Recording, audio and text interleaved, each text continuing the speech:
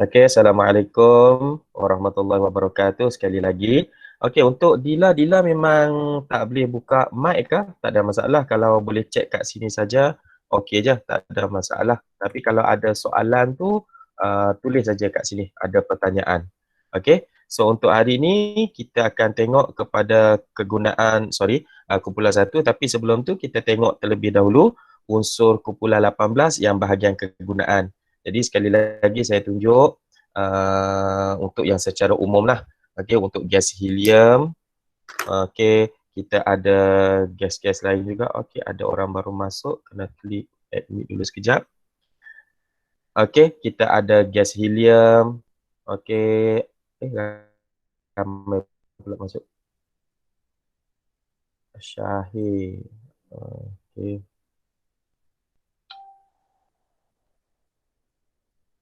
Okey, gas helium, kita ada gas neon, kita ada gas argon. Ini antara tiga yang utamalah yang perlu sangat-sangatlah untuk pelajar hafal sebab yang ni yang antara yang banyak ditanya.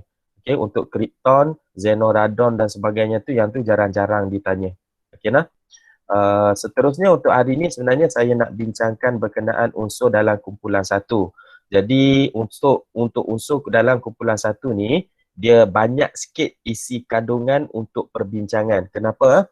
Sebab kalau untuk kumpulan 18 yang tempoh hari, secara kimianya dari segi reaktiviti untuk unsur kumpulan 18, dia memang tidak reaktif. Jadi kira macam sebahagian besar untuk kita belajar tentang sifat kumpulan 18 tu dah memang selesai. Dia cuma kita bincang berkenaan sifat fiziknya sahaja, iaitu kumpulan 18 tempoh hari mempunyai takat lebur, takat didih yang rendah. Sebab itu kumpulan 18 juga dipanggil kumpulan gas adi. Gas, jadi dia punya takat lebur, takat didih rendah, cuma kita ada perbandingan apabila menuruni kumpulan. Jadi boleh semak balik penerangan saya dalam video yang lepas, ataupun boleh rujuk buku, ataupun boleh bertanya direct nanti. Okay, nah? So hari ni kita akan tengok berkenaan kumpulan 1. So dia ada sifat kimia, dia ada kereaktifan dan juga ada sifat fizik. Tapi kita mulakan satu-satu. Kita berkenalan dahulu dengan unsur kumpulan 1. Jadi untuk unsur kumpulan 1, okey, ahli-ahlinya yang utama dia tak terlibat dengan hidrogen, walaupun dalam rujukan jadual berkala ada hidrogen di atas kumpulan 1, tapi hidrogen tak masuk. Dia bermula dengan lithium, natrium, kalium, rubidium, cesium, francium, semua-semua tu. Tapi yang sangat-sangat penting untuk kita ingat ni hang atas ni, iaitu kita ada lithium, kita ada natrium dan juga kita ada kalium. Ini yang banyak akan dibicarakan bila buat persamaan kimia, bila buat tindak balas pun tiga unsur kumpulan 1 ini yang banyak digunakan. Boleh nah? Jadi kalau ikut susunan pun, okey, kalau boleh kita hafal dari segi kedudukan pun, lithium duduk paling atas, diikuti oleh natrium dan diikuti oleh kalium. Ada tujuannya ni, ada tujuannya kenapa kita susun, kita hafal ikut turutan macam ni. Nanti bila kita belajar masuk bab reaktiviti, kereaktifan, dia ada kesan apabila kedudukannya ni berada di bawah ataupun berada di atas. Selain daripada sifat fizik yang berubah, okey, dia juga akan mempengaruhi kereaktifan. Boleh ya? Okey. Jadi yang lain-lainnya lagi hak banyak-banyak laginya, okey. Termasuklah rubidium, cesium, francium. Hak ni kalau tak ingat kedudukan pun tak ada masalah sangatlah. Selalu pun soalan akan tanya, akan bagi tahu rubidium berada di bawah kalium. Lepas tu dia akan tanya soalan lah. Okey. Itu yang saya cakap tadi, kedudukannya di bawah atau di atas, dia ada mempengaruhi sedikit lah. Okey. Jadi untuk yang seterusnya kita tengok kegunaan-kegunaan. Hak ni secara umum saja. Kalau nak rujuk dalam buku teks muka surat 87 pun boleh yang ni. Hak ni bacaan umum saja. Okey. Lithium digunakan dalam pembuatan bateri, lampu wap natrium ada kegunaannya ni. Okey. Kemudian kalau kalium-kalium tu banyak digunakan sebagai baja. Okey. kalau kenapa baja, sebab nanti kalau kita ada belajar tajuk garam ke depan nanti, okey, baja ni adalah sejenis garam. Untuk membolehkan baja diserap oleh akar pokok, maka ia perlu larut masuk ke dalam tanah. Jadi kalau baja, okey, yang sejenis garam ini menggunakan baja dari kumpulan satu, contohnya kalium ni yang digunakan, okey. Semua baja dari kumpulan satu ataupun semua baja yang nama kat depannya tu adalah kalium, ia adalah larut. Jadi bila larut, maka boleh diserap oleh pokok. Kelas A ada ambil pertanian tak? Ambil kan pertanian kan? Nanti pun rasanya akan belajar dengan Cikgu Zakaria ni berkenaan baja-baja ni. So dari sudut kimianya, kalau baja menggunakan kalium, so dia akan mudah larut dan mudah diserap. Dan satu lagi, memang kalium ni pun adalah salah satu unsur yang diperlukan untuk tumbuhan. Okey nah. Dah belajar ke tajuk baja dalam pertanian? Belajar tak lagi? Dah, ya. Dah. Dah, okey. So ada unsur-unsur utama. Contohnya kita perlukan kalium, nitrogen, fosforus, okey, untuk zat yang diperlukan oleh pokok. Okey. So tu ada kena mengena tu. Manalah tahu nanti tak minat kimia tapi minat pertanian, tapi ilmu kimia ni masih boleh dipakai. Okey, seterusnya kita akan tengok perubahan sifat fizik unsur menuruni kumpulan satu. Jadi seeloknya lah, okey, saya ambil sifat fizik secara umum dulu nah. Saya tambah slide lebih senang ah. Okey. Okey. Untuk sifat fizik yang umum, okey, saya tambah yang kat sini lah. Sifat, pen. Ctrl Z. Saya ambil pen color. Saya ambil pen color biru lah sekali-sekali. Okey. Okay, kita tengok yang pertama berkenaan okey, sifat fizik kumpulan satu, ahli kumpulan satu nah. Ahli kumpulan satu. Okey, kumpulan satu. Okey. Jadi yang pertama, okey, namanya pun adalah logam kumpulan satu. So kita boleh ambil yang pertama, kalau sesuatu itu logam, logam kita tengok dari segi rupa fizikalnya. Okey, bila logam, rupa fizikalnya dia adalah sejenis pepejal yang berkilat. Tetapi untuk semua unsur kumpulan satu, warna dia tu, okey, kita tak boleh tulis berkilat saja. Sebab yang berkilat ni kalau emas pun berkilat, perak pun berkilat. Okey nah. Jadi untuk nak mention benda tu adalah yang berkilat tu, kita kata dia adalah berwarna kelabu berkilat. Okey nah, berkilat. Okey. Ini logam kumpulan satu. Okey. Masalah pen saya ni nak tulis ni. Okey, kelabu berkilat. Yang kedua, okey, oleh kerana dia tu adalah logam, sebenarnya semua sifat logam dia boleh mengkonduksi elektrik. Boleh konduksi elektrik. Okey. Semua logam sebenarnya. Jadi bila disebut untuk kumpulan satu, so kita boleh pakailah untuk konduksi elektrik. Boleh? Yang ketiga, okey, oleh kerana dia ni logam, selalunya kita akan faham logam mesti berat kan? Letak dalam air, tenggelam. Contohnya logam duit shilling, letak dalam air, tenggelam. Paku, logam juga, letak dalam air pun tenggelam. Tetapi tidak untuk kumpulan satu. Ni dia macam hak rare sikit, hak perlu kita ambil perhatian. Iaitu dari segi ketumpatan, okey, dari segi ketumpatan, okey, untuk kumpulan satu, ketumpatannya adalah rendah. Okey. Jadi kat sini saya nak bagi petua, macam mana kita nak tahu suatu bahan itu ketumpatan rendah atau ketumpatan tinggi. Yang ni kita boleh rujuk, kita boleh banding menggunakan air. Jadi kalau suatu bahan itu kita letak dalam air, dia timbul, maka kita kata ketumpatan rendah. Kalau kita letak suatu bahan dalam air dan dia tenggelam, so itu adalah ketumpatan tinggi. Boleh nak? Jadi kalau ada nilai dari segi nilai pun, air dia punya ketumpatan adalah 1 gram per sentimeter padu. Jadi kalau dalam soalan nanti dia bagi dalam bentuk nombor 2. So maksudnya itu ketumpatan tinggi lah. Kalau kurang daripada 1 maksudnya ketumpatan rendah. Okay, yang ni hak nombor 3 ni kena ambil perhatian sikit lah sebab dia rare sikit. Ni kenapa ada slide kosong? Oh, 2 kali tekan. Tak apa, tak apa. Okey, yang keempat. Okey, yang keempat. Oleh kerana dia ni adalah logam. Okey, logam. Bila logam, satu lagi sifat fizik yang selalu kita sentuh adalah berkenaan takat lebur dan takat didih. Takat lebur dan takat didih. Slash nah, saya slash takat didih. Okey. So rasa-rasanya bila logam, takat lebur, takat didih macam mana? Selalunya dia adalah tinggi.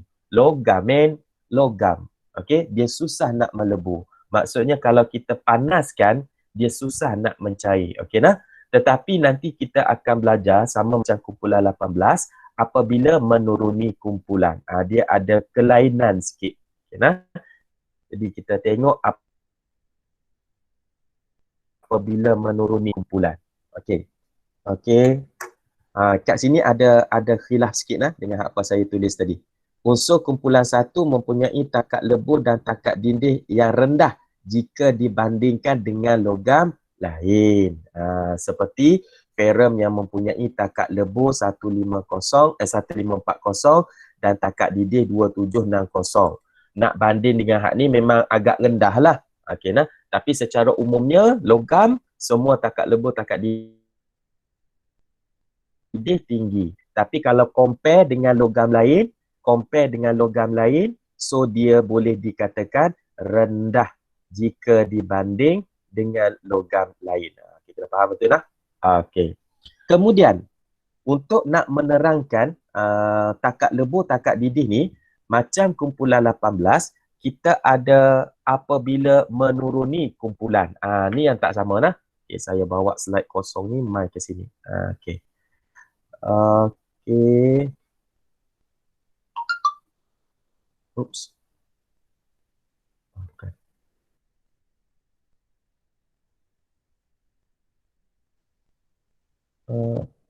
Tak boleh nak klik ni.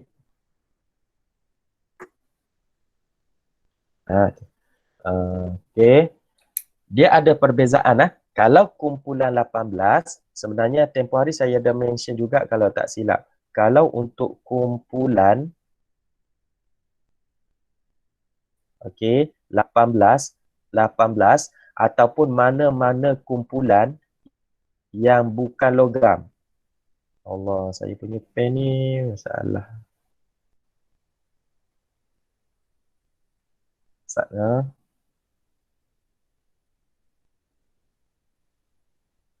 Okey, kumpulan-kumpulan tak cantik lah.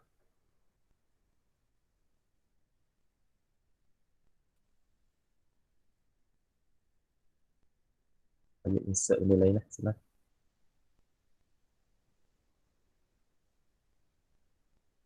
Okay. Kalau untuk yang kumpulan 18 ataupun mana-mana kumpulan bukan logam, okay, ataupun senang yang dalam bentuk gas. Okay nah. Jadi menuruni kumpulan untuk yang bahan-bahan ni, menuruni kumpulan takat lebur, takat didih dia akan bertambah. Takat lebur dan takat didih akan bertambah. Okay nah? Jadi tempoh hari saya ada bagi tahu kalau soalan tanya, explain, terangkan kenapa takat lebur dan takat didih bertambah, maka kita kena bagi beberapa poin. Kenapa? Bila takat lebur, takat didih bertambah, maksudnya tenaga haba yang diperlukan banyak. Tenaga haba yang diperlukan adalah lebih ataupun makin tinggi. Untuk apa tenaga haba ini diperlukan? Untuk dia lebih tinggi untuk memutuskan ikatan antara zarah. Okey, kenapa perlu tenaga ikatan antara zarah? Ini adalah kerana reason yang kedua adalah kerana ikatan antara zarah apabila menuruni kumpulan ni adalah semakin kuat. Okey, so 2 poin ni memang tak boleh tinggal, tak boleh lepas. Okay, nah? Ini untuk kumpulan 18. Okay, dia berbeza dengan untuk kumpulan 1. Ctrl C, Ctrl V. Dia berbeza untuk kumpulan 1. Okay, untuk kumpulan 1 ataupun mana-mana kumpulan yang dalam bentuk logam. Okay, semakin menuruni kumpulan, takat lebur dan takat didih dia adalah berkurang. Jadi, untuk nak bagi reason bagi kumpulan 1 hak berkurang ni, dia punya point adalah lebih kurang sama. Tetapi, kita kena tukar oleh kerana sekarang ni, dia punya point adalah berkurang. Okay, hak tadi adalah bertambah. Jadi, bila berkurang, kita akan kata semakin menuruni kumpulan, tenaga haba yang diperlukan adalah lebih ataupun makin kurang ataupun makin rendah tenaga haba yang diperlukan untuk memutuskan daya ikatan antara zarah. Kenapa? Kenapa dah semakin kurang kita perlukan tenaga haba? Sebab ikatan antara zarah semakin lemah. Okay. Oh, Allah. Semakin lemah. Okey. Yang tu adalah important lah. Boleh. Okey, terlebih dahulu sebelum saya lupa, sebab minggu lepas saya hampir terlupa nak buat catatan.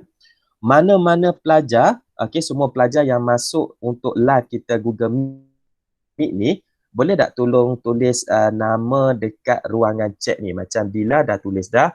Okey, Dila dah tulis dah. Lepas tu tulis yang lain-lain. Nanti saya nak snap lah. Sebab sekarang ni diminta untuk mengasingkan pelajar yang menyertai PDPR secara online dan juga pelajar yang menyertai PDPR secara offline. Okey nah. Jadi saya takut nanti bila saya dah terkeluar daripada Google Meet nanti hilang. Jadi kalau boleh tulis dekat ruangan chat. Boleh ya? Okey. So ini untuk berkenaan takat lebur dan takat didih unsur kumpulan 1. Boleh nah? Harap-harapnya boleh faham nah.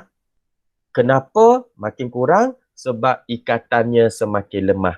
Jadi memerlukan tenaga haba yang kurang untuk memutuskan ikatan antara logam tersebut. Ini pun kat sini pun ada juga dimension. Ayat yang sama je lah.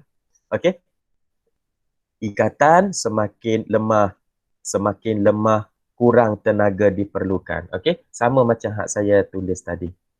Okey nah. Seterusnya untuk yang seterusnya ini ada diberi perbandingan lah. Okey, kalau kita tengok ni Okey, tadi kita kata takat lebur, takat didih. Okey, ni bahan-bahan ni. Okey, takat lebur dia dan takat didih. Jadi kalau banding dengan logam yang lain ni memang agak rendah lah. Ataupun kita tukar terus kat sini lah. Secara umumnya takat lebur, takat didih. Okey, kita buat secara umumnya Allah Akbar.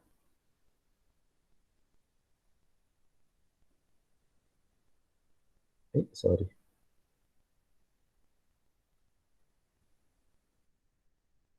Okey, secara umumnya adalah rendah. Okey. Takat didih, takat umumnya, okey. Rendah berbanding dengan logam lain. Kita bagi kat sini lah. Okey. Ya. Mana dah tadi? Okey, ni. Okey. Sebab nilai-nilainya tu, okey. Lithium saja takat didih mencapai sehingga 1000 lebih. Tapi untuk yang takat didih, takat lebur, lain-lain bahan, dia adalah kurang daripada 1000. Ada yang kurang daripada 100 pun ada untuk takat lebur. Okey ya. Seterusnya kita nak tengok perubahan sifat fizik yang lain apabila menuruni kumpulan 1. Okey nah. Tadi pun saya ada sebut berkenaan logam kumpulan 1 mempunyai ketumpatan yang rendah. Okey, saya ada bagi tahu tadi kenapa kita panggil dia rendah, sebab dia terapung dalam air. Itu yang saya buat perbandingan tadi tu. Kenapa kita kata dia rendah ataupun kita nak kata ketumpatan itu tinggi. Kita tengok dengan perbandingan dengan air. Jika dia terapung, maka ia adalah rendah ketumpatan. Tapi kalau dia tenggelam, maka ia adalah lebih tumpat. Ketumpatan yang tinggi. Okey nah? Jadi yang ini juga apabila menuruni kumpulan 1. Okey nah? Kita tengok. Menuruni kumpulan 1, dari segi ketumpatan. Okey, ada tak Kak untuk slide yang seterusnya? Tak ada. Jadi kita akan bincang sendiri, kita kena tambah slide. Okey, insert slide. Okey, agak-agak lah. Okey, dari segi ketumpatan apabila menuruni kumpulan 1. Agak-agaknya semakin bertambah ke semakin berkurang. Jangan tertukar nah. Kalau untuk secara umum, ketumpatan unsur kumpulan 1 adalah rendah. Tetapi sekarang ni kita nak bandingkan di antara ahli-ahli kumpulan 1 saja. Okey, jadi secara umumnya apabila menuruni kumpulan, rasa-rasa semakin tinggi ke semakin rendah ketumpatan? Semakin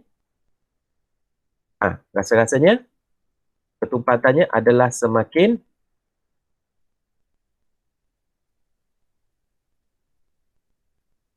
tinggi. Kenapa ketumpatan semakin tinggi? Ini juga kita boleh explain kenapa nah. Apabila menuruni kumpulan, tempoh hari saya ada tunjuk untuk kumpulan 18. Bila menuruni kumpulan, saiz atom unsur semakin bertambah. Ingat tak? Okey, saiz atom unsur semakin bertambah. Okey, apabila menuruni kumpulan. Okey. Kenapa dia lalu ni? Okey. Tak tekan draw. Okey, semakin menuruni kumpulan. Okey.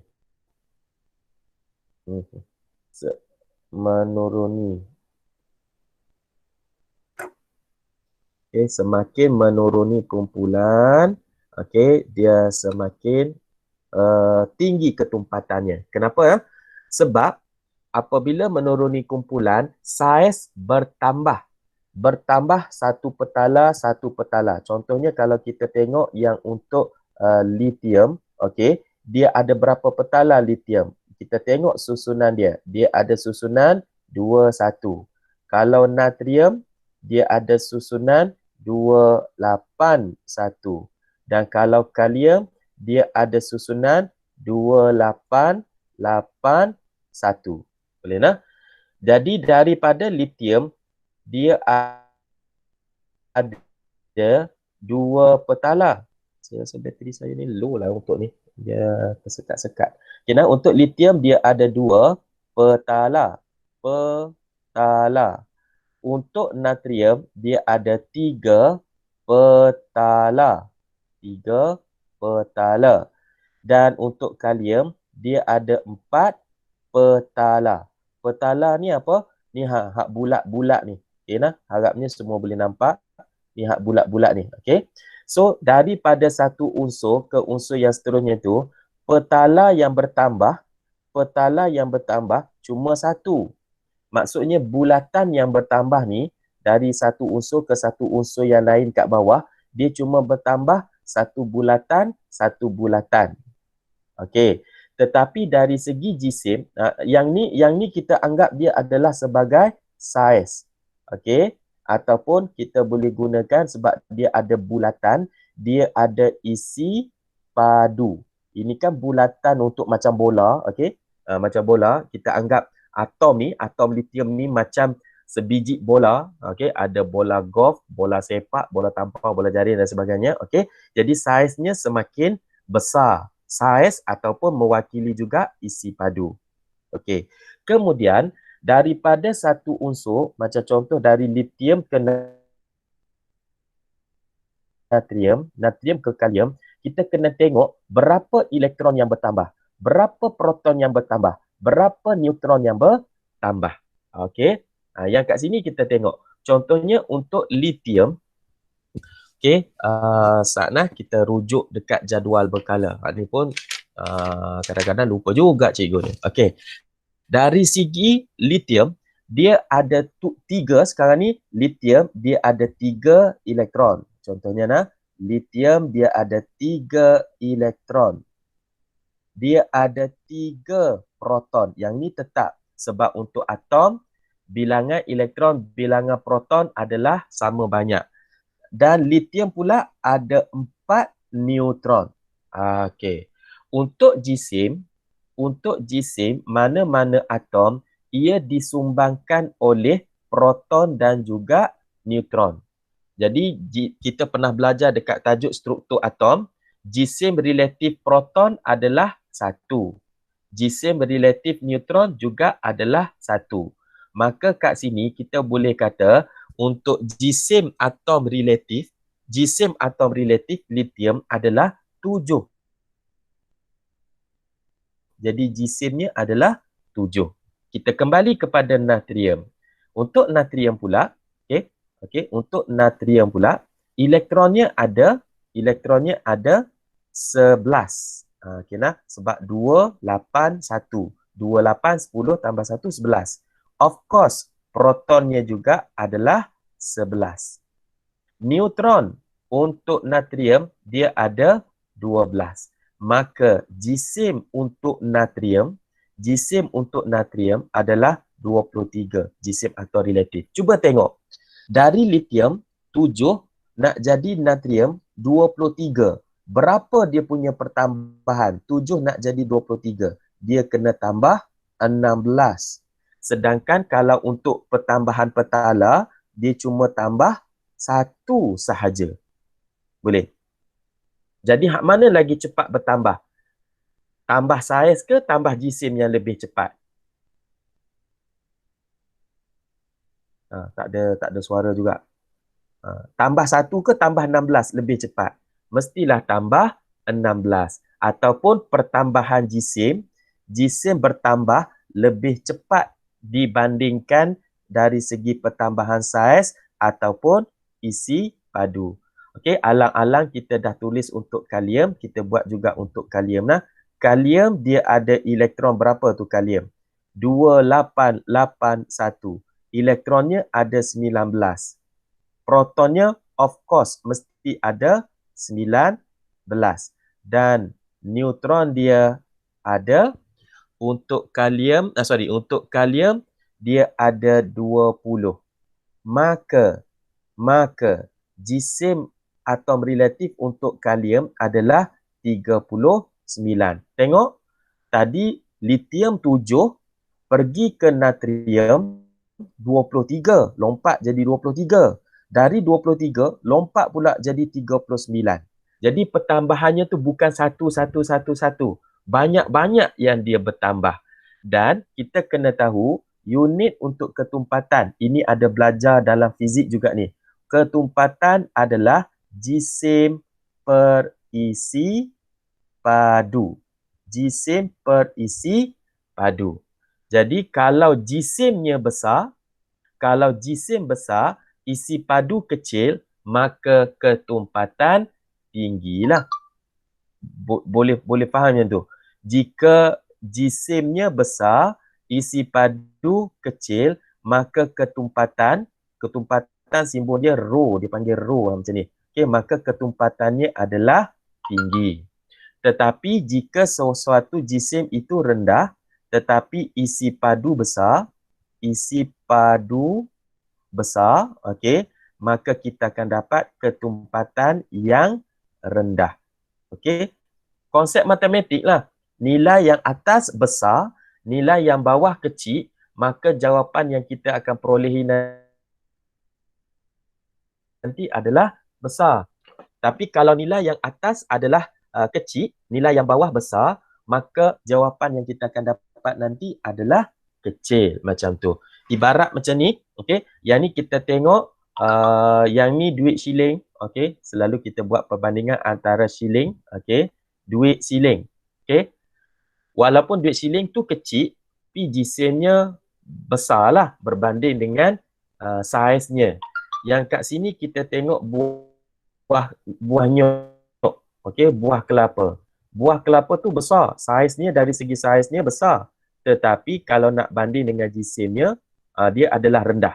Sebab tu kalau tengok buah kelapa boleh terapung dalam air, duit shilling dia tenggelam dalam air. Boleh nak? Jadi untuk semua unsur sebenarnya, bukan hanya untuk kumpulan satu, yang ini kita pakai untuk semua ni, untuk ketumpatan. Bukan hanya untuk kumpulan satu. Okay? Untuk semua kumpulan lepas ni kalau ditanya, what happened when going down group? Apa yang berlaku apabila menuruni kumpulan? Termasuk kumpulan 18 yang kita dah belajar tempoh hari, ketumpatan apabila menuruni kumpulan adalah semakin tinggi. Boleh nak? Adalah semakin tinggi. Yang ni kita highlightkan sikit. Semua, untuk semua kumpulan. Boleh? Boleh tak ni? Respon lah sikit sekali-sekala.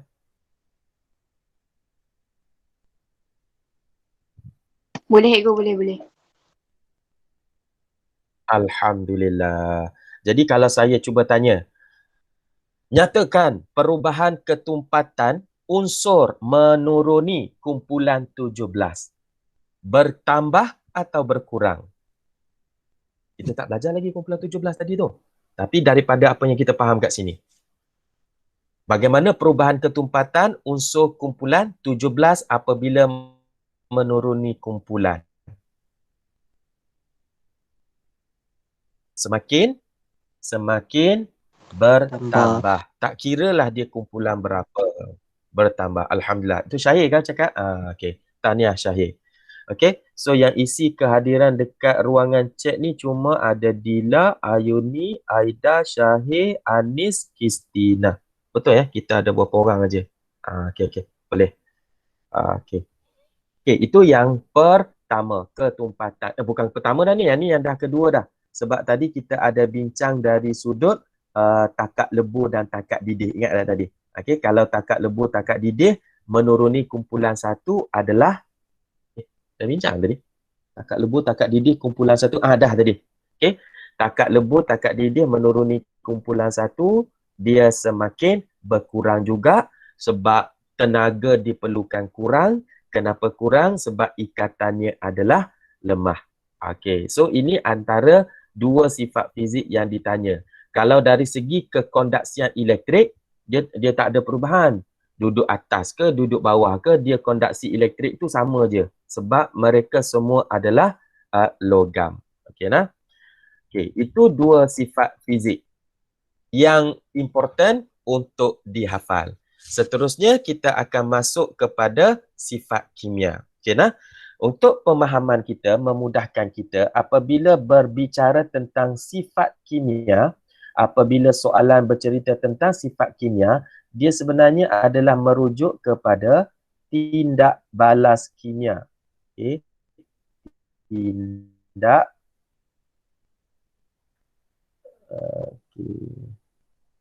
Tindak balas kimia. Okay, nah? Berlaku tindak balas kimia. Balas. Dan bila berlaku tindak balas kimia, memang tak larilah daripada persamaan. Okay. Persamaan. Ini dia dah semakin masuk kepada persamaan di mana dia takkan cakap dah apa yang terhasil, apa yang terhasil. Dia selalu akan mention apa bertindak balas dengan apa. Jadi kita kena tahu dah dia akan keluar apa benda. Boleh nah? Jadi untuk tindak balas kumpulan satu, untuk sifat kimia kumpulan satu, kita akan letakkan tindak balasnya dengan beberapa bahan. Okey. Bahan-bahan yang kita akan gunakan adalah yang pertama, untuk tindak balas dengan air, tindak balas dengan gas oksigen, dan juga tindak balas dengan gas klorin. Dan klorin ni sebenarnya bunyi aja klorin. Tetapi klorin ni kalau bagi yang berminat untuk rujuk muka surat 275 buku teks, klorin ni adalah unsur dalam kumpulan 17. Jadi bila sebut klorin, bila kita dah buat tindak balas kumpulan 1 dengan klorin, jadi ahli lain dalam kumpulan 17 tu pun sama berlaku seperti mana klorin. Siapa dia ahli kumpulan lain klorin? Hari ni saya sebut aja, saya tak listkan pun. Takut nanti keliru masuk kumpulan 17 dah. Kita bincang kumpulan 1. Klorin, fluorin, bromin, iodin. Jadi kalau tindak balas kumpulan 1 dengan klorin dapat sekian, maka tindak balas dengan bromin pun dia akan dapat bahan yang lebih kurang. Cuma kita kena tukar klo dengan bro, itu aja. Kalau kita pakai fluorin, dia akan jadi fluo. Okay, nah? Contohnya kita jumpa tindak balas dengan klorin, dia akan jadi nanti klorida. Jadi kalau kita jumpa dengan bromin, dia akan jadi bromida. Kalau fluorin, fluorida. Itu aja, tukar nama aja kat belakang. Okay, nah? Jadi kita tengok satu-satu. Tindak balas yang pertama adalah dengan air. Okay. Yang diberikan contoh di sini adalah tindak balas unsur pertama kumpulan 1 iaitu lithium. Okay. Lithium bila bertindak balas dengan air, maka akan dapat dua bahan. Okay. Ini adalah lithium. Kejap. Okay. Lithium, Li ni adalah lithium. Okay. Ini awak tahu H2O adalah formula untuk air. Yang ini apa dia? Yang ni daripada awal tahun saya banyak menekan latih tubi untuk bagi nama kepada bahan apabila diberi formula. Diberi formula, berikan nama. Diberikan nama, tulis formula. Siapa yang tahu yang ni? LiOH. Apakah nama dia? Li adalah tetap sama Allahu Akbar.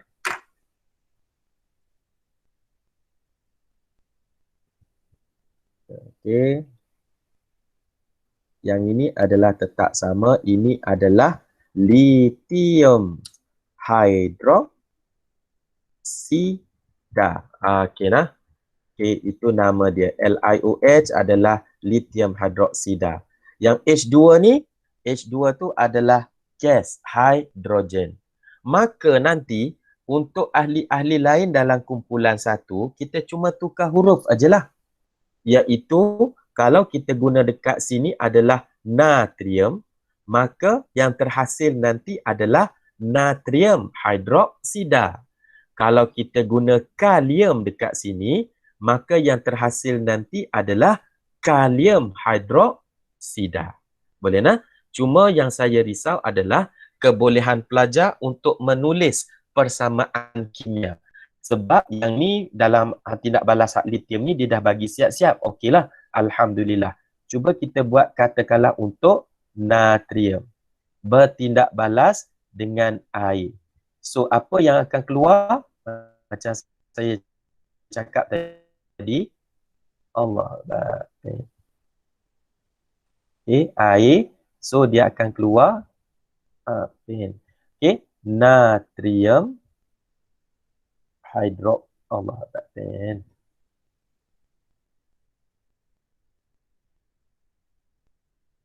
Natrium hidroksida dan juga membebaskan gas hidrogen. Agak boleh nampak lah kalau biru tu. Okey. Jadi untuk nak mengimbangkan dia ni macam yang kita dah belajar tempoh hari. Natrium satu belah kiri, natrium satu belah kanan. Alhamdulillah. Okey. Hidrogen belah kiri ada 2.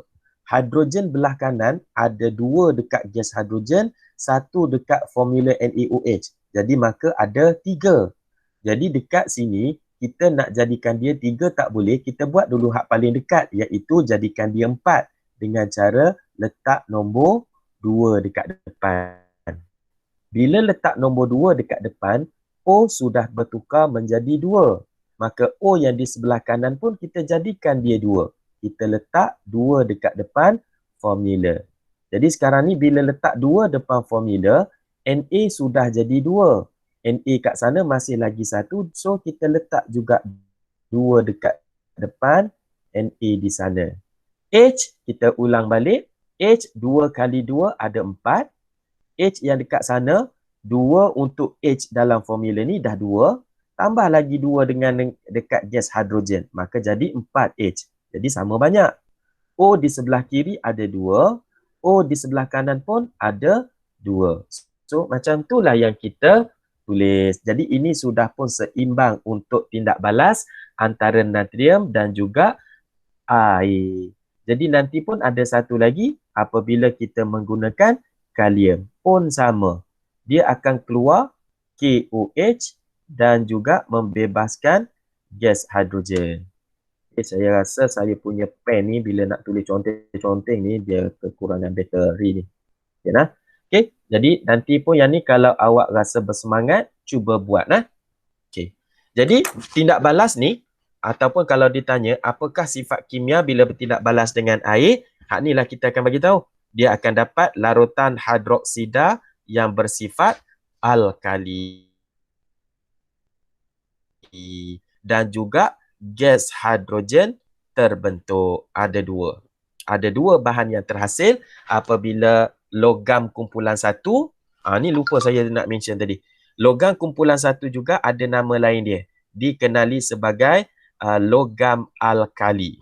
Okay. Kalau kita nak sebut logam kumpulan satu boleh.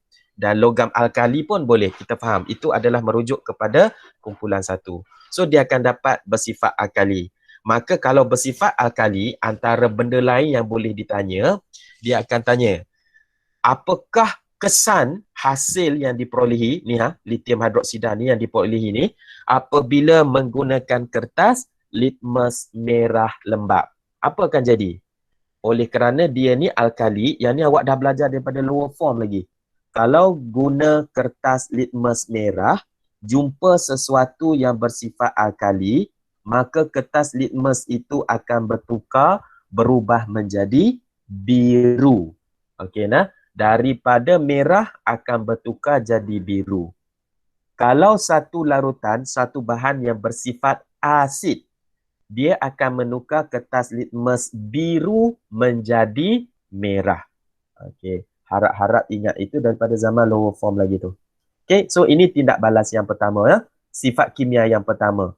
Tindak balas dengan air menghasilkan larutan hidroksida bersifat alkali dan juga gas hidrogen. Okey.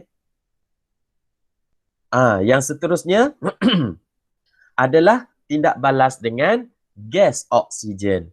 Dan kita fahami bila sebut tindak balas dengan gas oksigen, dia nama tindak balas ni memang tak larilah, iaitu pembakaran. Okey nah, terbakar. Kita buh color merah, terbakar. Okey nah. Bila terbakar, maka akan dapat produk. Jadi kat sini kita tengok persamaannya. Yang ini pun sebenarnya masa latihan menulis for persamaan kimia tempoh hari pun banyak kali juga kita buat yang ni. Okey. Jadi cuma ingat dengan tak ingat je lah. Okey. Kalau kita ada contoh yang lain, so sekarang ni kita cuba buat contoh untuk kalium pula. Iaitu kalium bila terbakar bertindak balas dengan oksigen. So kita ambil sama macam yang dekat atas, iaitu dia akan dapat K2O. Kenapa K2O? Kenapa Li2O? Yang ini semua kena rujuk balik latih tubi yang kita buat untuk pembentukan formula kimia. Formula cation, formula anion. Okey nah? Sebab kumpulan satu, nama pun kumpulan satu, charge-nya semua adalah positif 1. Lithium positif 1.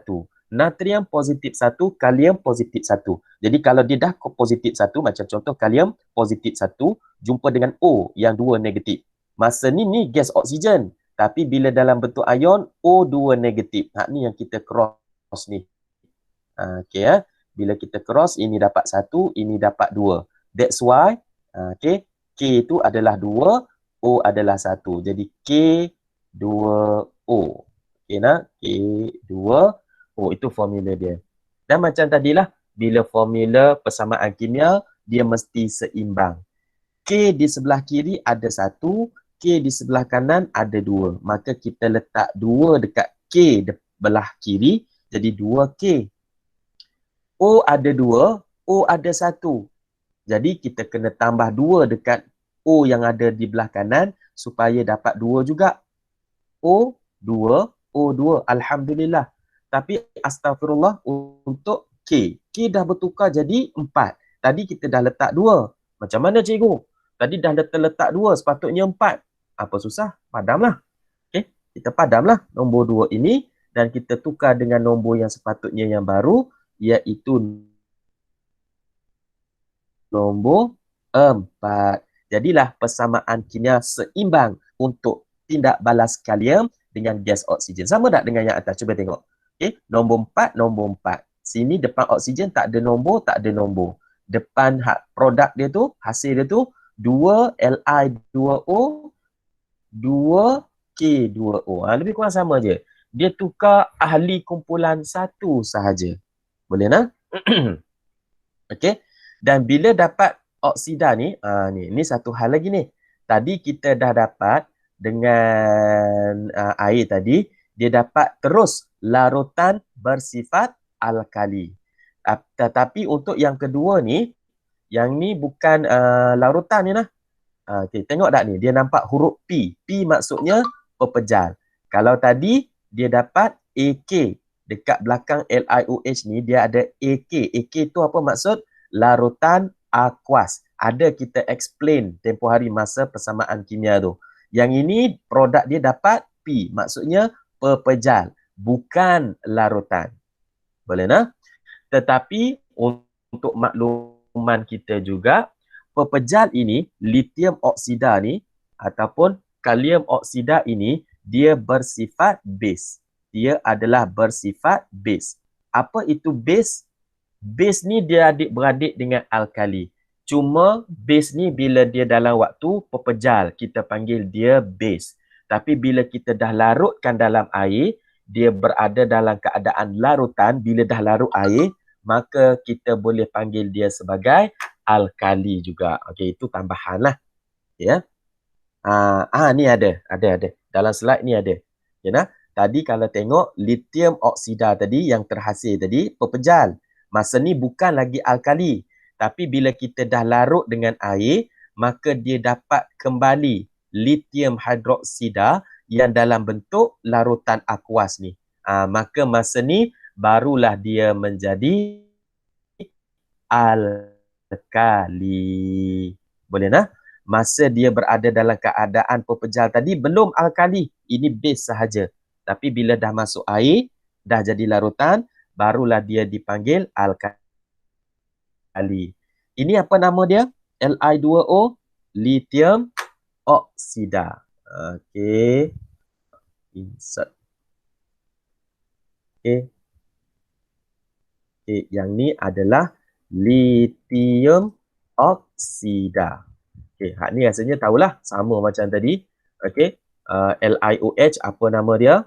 LiOH adalah lithium hydroxida. Okay, ya. H2O, tak payah saya tulis lah kot. H2O adalah air, water. Boleh ya? Okey, seterusnya kita tengok tindak balas yang seterusnya adalah dengan gas klorin. Sama, kita cuma perlu imbang-imbangkan. Dan untuk natrium klorida, kenapa kali ni tak ada Na2Cl? Tadi kan ada Na2O. Ini juga adalah hasil daripada kita cross cas ion-ion natrium yang bercas positif 1. Klorin apabila dia jadi ion, dia adalah ion klorida negatif 1. Negatif 1. Jadi 1 jadi formulanya pun NaCl. Tak ada nombor 2, 3 dan sebagainya. Na ada 1, Cl pun ada 1. Cuma kita perlu balancekan nombor-nombor dekat depan ni sebab ini adalah persamaan kimia. Sebab gas klorin dia memang wujud dalam bentuk Cl2. Sama macam oksigen. Okay? Dia tak boleh wujud sendiri-sendiri. Unsur tu klorin. Kalau ikut klorin tu Cl aja. Tetapi bila sebut gas klorin, dibakar dalam gas klorin, maka Cl2 lah. Okay? Jadi kita kena balancekan dia. Asalnya Kalau kita tengok Na ada satu, Na ada satu. Okey. Cl ada dua. Dekat sini kita nak jadikan Cl2 sebab tu kita letak 2 dekat depan. Bila letak 2 dekat depan, automatik Na pun dah jadi 2. Maka kita letak 2 juga depan Na.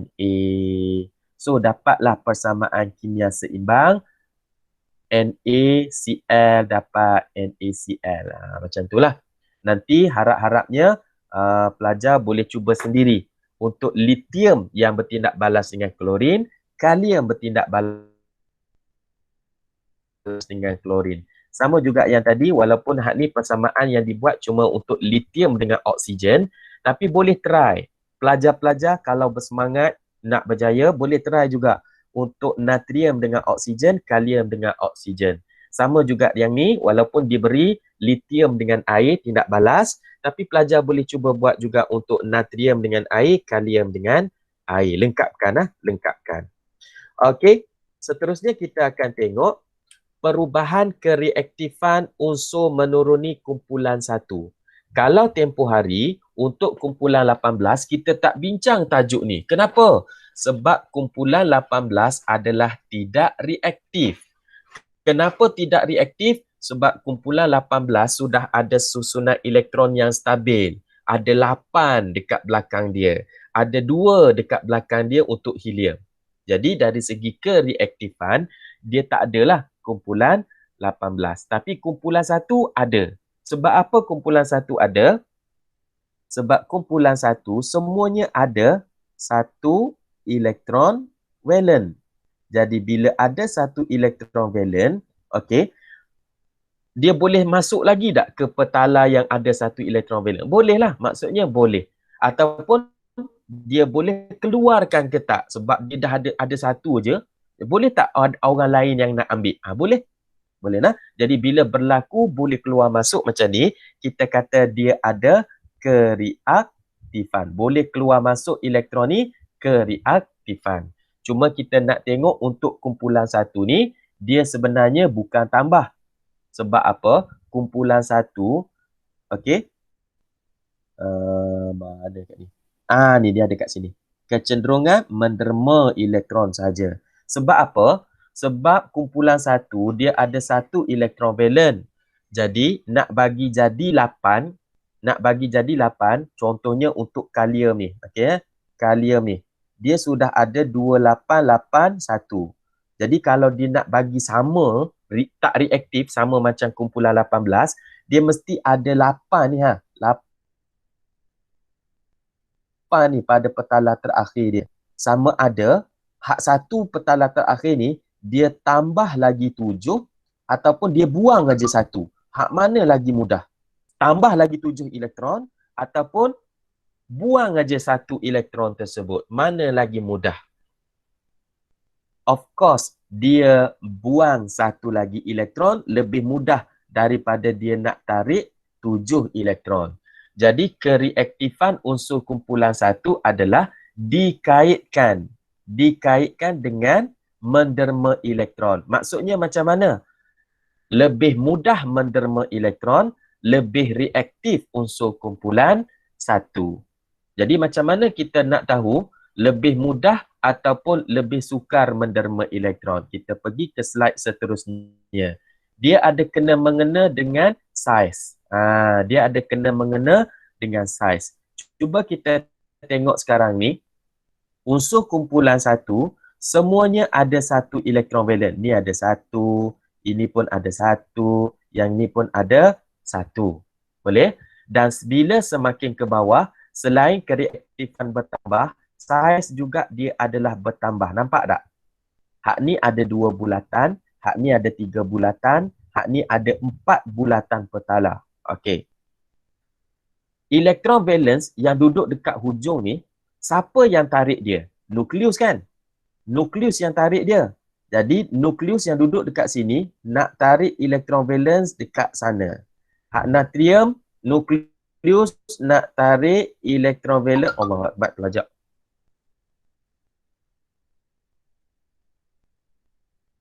Natrium pun nukleus nak tarik elektron valen kat sini. Dan nukleus litium pun nak tarik elektron valen kat situ. Okey. Nampak tak? Bila saiznya besar, jarak untuk dia tarik pun jauh. Maka kita kata, bila saiznya semakin bertambah, tarikan nukleus terhadap elektron valen pun berkurang. Okay, saya terus guna hak ni lah. Okay. Bila kereaktifan bertambah tu kenapa? Saiz bertambah, termasuklah saiz bertambah. Apabila saiz bertambah, okay, tarikan antara nukleus dan elektron valen semakin lemah. Okey, maka elektron valen semakin mudah didermakan. Okey, jadilah semakin reaktif. Okey, apabila saiz semakin bertambah, kita letak point sikit kat sini. Apabila saiz semakin bertambah, tarikan antara nukleus dan elektron valen semakin lemah. Jadi maka bila tarikan tu makin lemah, makin mudah didermakan. Ada istilah lain yang digunakan, makin mudah dilepaskan. Makin mudah keluar daripada dia punya atom. Yang tu yang kita gunakan istilah. Oh, ini dia auto spelling Okey, elektron. Okay, nah? Okay. Harap-harapnya boleh faham. Jadi kalau lepas ni, soalan tanya, bandingkan kereaktifan kalium dengan natrium. Bandingkan kereaktifan kalium dengan natrium. Maka kita akan bagi tahu kereaktifan atom kalium lebih tinggi dari atom natrium. Poin dia, kenapa? Sebab saiz atom kalium lebih besar dari atom natrium. Kadang-kadang disebut juga kalium berada di bawah natrium dalam jadual berkala. Saiz kalium lebih besar dari natrium. Tarikan nukleus terhadap elektron valen atom kalium lebih lemah berbanding natrium dan atom kalium lebih mudah mendermakan elektron valennya. Okay, nah? Jadi saya sebut secara lisan di kat sini, insya-Allah nak tengok pelajar-pelajar menonton tak video ini. Bagi mereka yang tak tontonlah lagi, okay, yang akan tonton kemudian-kemudian. Jadi nanti akan boleh diaplikasikan dalam menjawab soalan. Untuk hari ini kita ada soalan. Saya akan tugaskan. So saya akan buat catatan. Ada latihan yang perlu pelajar-pelajar 4A selesaikan. Okey, kejap lagi saya bagi Saya habaq hak mana. Okey nah. Kemudian berkenaan sifat fizik dan sifat kimia unsur lain dalam kumpulan satu. Okey nah. Tadi kita dah bagi tahu bila sebut tentang sifat fizik, rubidium, francium, cesium semua ni berada di bawah dari kalium. Maka dari sudut ketumpatan, maka ketumpatan mereka ini adalah lebih tinggi sebab duduk lebih bawah. Ingat tak tadi nota kita? Kalau dari segi ketumpatan berada di bawah, ketumpatan lebih tinggi. Kalau dari segi takat lebur, takat didih, yang tu semakin rendah. Jadi kita kena tengok kat situlah. Kalau sifat kimia pula sama. Kalau sifat fizik tadi berbeza, semakin rendah, semakin tinggi, ada macam-macam. Tapi dari segi sifat kimia, sama. Okey, maksudnya kalau rubidium jumpa dengan air, dia akan dapat larutan beralkali. Kalau jumpa dengan gas oksigen pun sama, dia akan terbakar. Jumpa dengan gas klorin pun dia akan dapat rubidium klorida. Cuma bahan-bahan ni kita tak ada kat makmal sebab tindak balasnya duduk dia kan logam yang duduk lebih bawah dari kalium. Kalium dah memang reaktif. Kalau duduk bawah lagi dari kalium, lagi reaktif. Maksudnya kalau kita guna istilah biasa, lagi bahayalah kalau kita buat secara face to face, kita buat secara direct tindak balas ni. Kalau lithium, natrium, kalium ni, kita sama-sama doa bila dah boleh kembali ke sekolah, Yang ni kita boleh buat tindak balas dengan air. Nanti kita boleh tengok lah. Okey. Okey. Jadi rubidium, francium, cesium, hak lain tu semuanya mengikut saja sifat kimia seperti mana yang kita bincang untuk lithium, natrium dan juga kalium tadi tu. Okey nah. Jadi kefahaman kita yang ada kat sini yang kita perlu letak. Okey, saya tambah satu slide dekat sini. Kenapa tak keluar? Insert. Ni slide, sorry. Okey nah. Bila satu kumpulan, dalam kumpulan sama, okey, sifat fizik boleh berubah. Okey, sifat kimia sama di antara ahli kumpulan. Boleh nah? Dalam kumpulan sama, atom unsur, okey, kita buat nota sikit macam tu, akan mempunyai sifat fizik yang berubah. Berubah tu macam mana? Okey, sama ada bertambah, takat lebur, takat didih ataupun berkurang. Dia tak ada yang sama. Okey nah? Okey, kalau sifat kimia dia sama. Yang ini disebabkan oleh apa? Sebab bilangan elektron valen yang sama. Okey nah. Jadi kita boleh dapati dekat sini sifat kimia,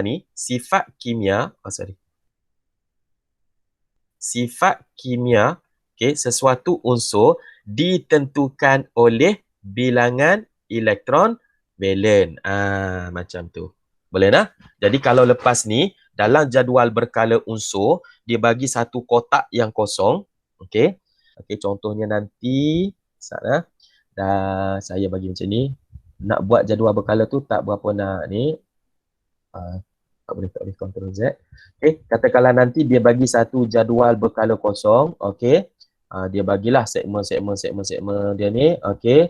Okey, contohnya hak ni ada dalam satu kumpulan. Okey, kumpulan dekat sini. Okey, ada huruf A, ada huruf B. Maksudnya kumpulan yang samalah ni. Dia akan bagi tahu. Okey, nyatakan sifat kimia A dan B. Jadi mesti sama. Kalau sifat fizik, A tidak sama dengan B. Dia mungkin ada berubah lah. Mungkin A takat lebur, takat didih tinggi. Mungkin B ni ketumpatannya lebih tinggi berbanding A. Kalau dari sifat fizik dia tak sama. Ada hak lebih, ada hak kurang. Tapi dari segi sifat kimia, soalan kata A bertindak balas dengan air membentuk alkali. Maka B pun akan bertindak balas dengan air membentuk alkali. Sama. Okay, itu yang dikatakan sifat kimia yang sama. Okey, ni sifat-sifat berkenaan sifat fizik lagi lah. Okey, hak ni ada sedikit bahan bacaan sama macam rubidium tadi tu, sangat aktif, mudah terbakar. Kalau lithium tu susah sikit terbakar, tapi bila dah makin turun ke bawah, yang kita akan buat dalam makmal nanti yang kalium tu. Yang kalium tu dia akan kita boleh nampak dia menyala. Menyala walaupun bertindak balas dengan air. Macam tak percaya je. Okey, jumpa air selalunya api padam. Tapi kalau kalium jumpa air, dia akan menyala, terbakar. Okay, nah? Jadi untuk rubidium adalah lagi aktif, lagi senang terbakar. Kalau francium pula, dia duduk lagi bawah, menyebabkan dia ni dah jadi macam isotop radioaktif dah. Dah jadi macam radioaktif lah dia ni. Sebab duduk bawah, reaktif sangat. Makin reaktif, makin duduk ke bawah, makin reaktif, dah jadi bersifat radioaktif. Okay, nah? Jadi seterusnya kumpulan 17 kita akan bincang pada tajuk seterusnya. Tapi untuk hari ini yang saya cakap bagi tahu latihan tadi tu, okey, tolong masuk dalam buku latihan uji kendiri 4.3 muka surat 87. Ini untuk tajuk kumpulan 18 yang dibicarakan tempoh hari, yang kita bincang tempoh hari. Dan yang kedua kita ada, saya nak minta awak jawab uji kendiri 4.4. Uji kendiri 4.4. Yang ini muka surat 92. Okey. Ada soalan anytime. Boleh tanya dalam grup nanti. Okey. Untuk hari ni, ada siapa-siapa nak tanya? Saya stop sharing. Untuk hari ini ada siapa nak tanya? Tunjukkan Tiada. saya di bawah sinar Nur. Tiada. Okey. Jadi harapnya pelajar-pelajar bersemangat untuk belajar kimia ni lagi. Okey.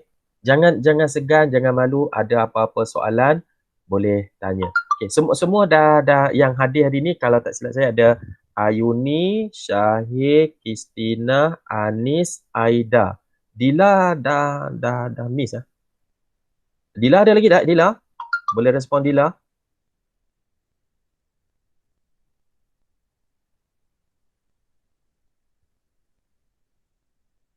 Tak ada dah. Dila tak ada dah.